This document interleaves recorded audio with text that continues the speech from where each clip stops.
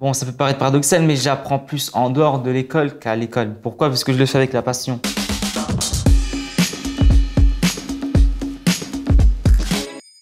Bonjour, je m'appelle Hamza et j'ai 18 ans.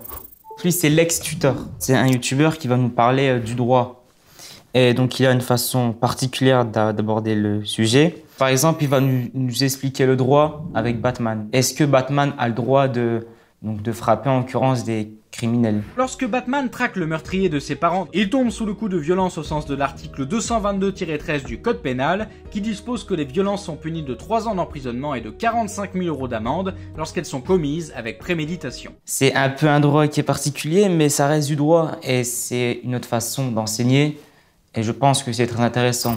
Chris Note, c'est une personne qui fait de la philosophie. Par exemple, l'allégorie de la caverne en cours. C'était très chiant à écouter, mais avec cette personne-là, c'est différent. On vit sans le savoir dans une grotte aux parois sombres. Devant nous, des ombres dansent, nous pensons que c'est le monde. La vérité se dérobe à nos yeux comme à nos oreilles. Faudrait sortir de la caverne, mais c'est pas demain l'éveil. C'est plus court et il rentre directement dans les détails. Dr Cac.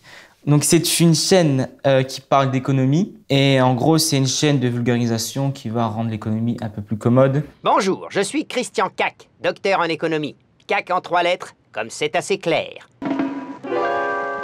Comment un site totalement gratuit, créé en 2004 par un jeune boutonneux, peut rapporter autant? Mon professeur utilise ce genre de support pour nous expliquer des choses. Il nous avait fait montrer une vidéo qui parlait de l'impôt progressif. Et en gros, ça résumait tout ce qu'il nous avait enseigné pendant 4 heures, voire plus.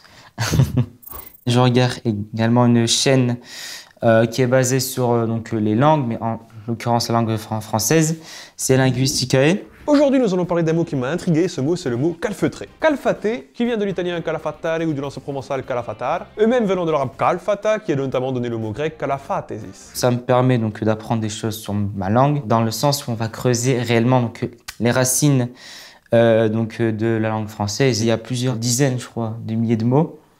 Et c'est toujours intéressant de découvrir de nouvelles façons de s'exprimer.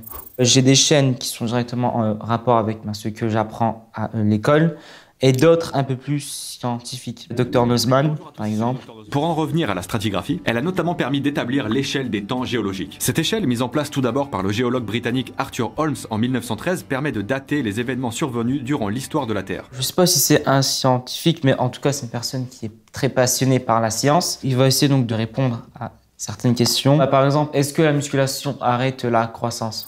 Il y avait un youtubeur qui avait dit que c'était possible d'avoir un corps comme Simon Panda, mais en 2 ans. Alors qu'il faut consacrer beaucoup de temps. Enfin, si vous faites la musculation correctement. Je regarde des youtubeurs qui ont justement des connaissances sur la musculation. Je me renseigne sur le programme, quels muscles ils travaillent, quand le faire, avec quelle intensité.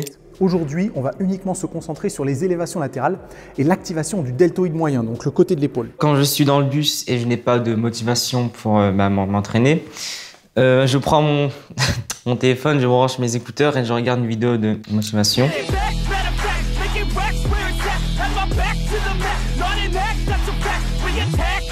La musculation, c'est secondaire. Les choses qui sont prioritaires pour moi, c'est tout d'abord l'éducation, l'école. Et essayer d'avoir une bonne situation plus tard. Grâce à cette vidéo, j'avais appris une chose, c'est quand vous avez un désir de faire quelque chose, vous pouvez le faire. Moi, ça me permet de me motiver et de me surpasser. Votre souhait doit devenir un désir. Et le pilier, c'est la discipline.